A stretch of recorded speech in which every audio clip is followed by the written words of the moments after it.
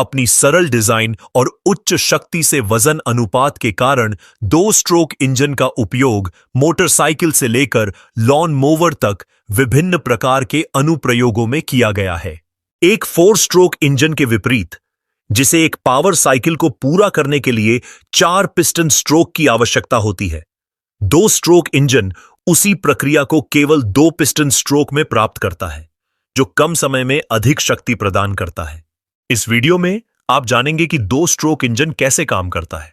इससे पहले कि हम प्रक्रिया में उतरें, आइए उन मुख्य घटकों पर एक नजर डालते हैं जो 2 स्ट्रोक इंजन बनाते हैं। इसके मूल में पिस्टन है, जो सिलेंडर के अंदर ऊपर और नीचे घूम रहा है।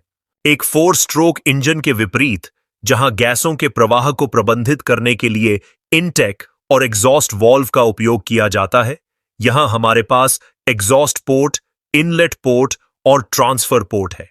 पिस्टन स्वयं अपनी गति के दौरान विशिष्ट बिंदुओं पर इन पोर्टों को ढकता और खोलता है। इनटेक और एग्जॉस्ट प्रक्रिया को नियंत्रित करना। सिलेंडर के नीचे स्थित क्रैंककेस भी महत्वपूर्ण भूमिका निभाता है।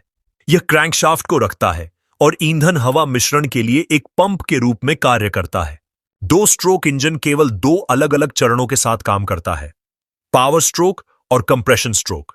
आइए पावर स्ट्रोक से शुरुआत करते हैं। चक्र तब शुरू होता है जब पिस्टन अपने उच्चतम बिंदु पर होता है।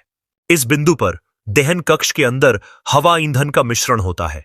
स्पार्क प्लग मिश्रण को प्रज्वलित करता है, जिससे एक तीव्र दहन प्रतिक्रिया होती है। यह विस्फोट उच्च दबाव वाली गैसें उत्पन्न करता है, जिससे पिस्टन नीचे की ओर धकेला जाता है। जैसे ही पिस्टन नीचे जाता है, यह सबसे पहले एग्जॉस्ट पोर्ट को खोलता है। इससे दहन प्रक्रिया से उत्पन्न जली हुई गैसें एग्जॉस्ट पोर्ट के माध्यम से सिलेंडर से बाहर निकल जाती हैं।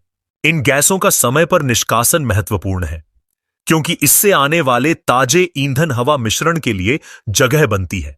पिस्टन नीचे की ओर बढ़ता रहता है, क्रैंककेस में ईंधन हवा मिश्रण को संकुचित करता है। जैसे ही पिस्टन और नीचे उतरता है, यह एक ऐसे बिंदु पर पहुंच जाता है जहां यह ट्रांसफर पोर्ट को खोलता है। इस क्षण ताजा हवा ईंधन का मिश्रण क्रैंककेस से निकलता है और इसके ऊपर सिलेंडर को भर देता है।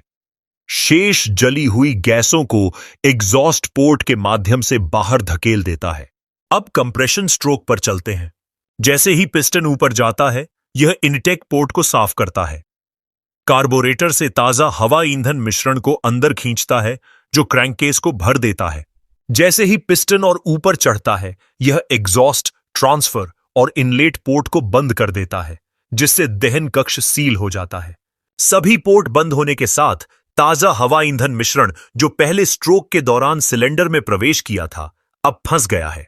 जैसे ही पिस्टन ऊपर उठता है, मिश्रण संकुचित हो जाता है, जिससे दहन कक्ष के अंदर दबाव और तापमान बढ़ जाता है। यह स्पार्क प्लग द्वारा प्रज्वलन के लिए मंच तैयार करता है, जिससे चक्र फिर से शुरू हो जाता है। 2 स्ट्रोक इंजन की प्रमुख विशिष्ट विशेषताओं में से एक ताजे ईंधन हवा मिश्रण के लिए क्रैंककेस का पंप के रूप में उपयोग है, जबकि एक 4 स्ट्रोक इंजन में हवा ईंधन मिश्रण के इंटेक के लिए एक अलग स्ट्रोक समर्पित होता है। एक 2 स्ट्रोक इंजन पिस्टन की नीचे की ओर गति के दौरान इसे पूरा करता है। 2 स्ट्रोक इंजन में स्नेहन के लिए एक अनूठा तरीका है। एक अलग तेल परिसंचरण प्रणाली पर निर्भर रहने के बजाय अधिकांश 2 स्ट्रोक इंजन पेट्रोल के साथ तेल मिलाते हैं। इसे पेट्रोल स्नेहन के रूप में जाना जाता है। यह तेल चलने वाले भागों को चिकना करने में मदद करता है। हालांकि स्नेहन तेल कभी कभी सिलेंडर में चला जाता है, जहां यह जलता है, जिससे 2 स्ट्रोक इंजन में आमतौर पर दिखाई देने वाला नीला धुआं निकलता है। 4 स्ट्रोक इंजन की तुलना में 2 स्ट्रोक इंजन सरल, हल्के होते हैं और प्रति चक्र अधिक पावर स्ट्रोक प्रदान करते हैं। हालांकि वे कम ईंधन कुशल होते हैं और उनकी निकास गैसों में बिना जला हुआ ईंधन होता है, जिससे वे लंबी अवधि में अधिक प्रदूषणकारी और चलाने में महंगे होते हैं। अपनी कमियों के बावजूद 2 स्ट्रोक इंजन अपनी सरलता और बिजली उत्पादन के कारण आज भी कई मशीनों को शक्ति प्रदान करते हैं। उनके संचालन को समझने से हमें यह जानकारी मिलती है कि इंजन हमारे आसपास की तकनीक को कैसे आकार देते हैं। यदि आपको यह वीडियो पसंद आया और आप अधिक शैक्षिक सामग्री देखना चाहते हैं, तो हमारे चैनल को सब्सक्राइब करना न भूलें। देखने के लिए धन्यवाद।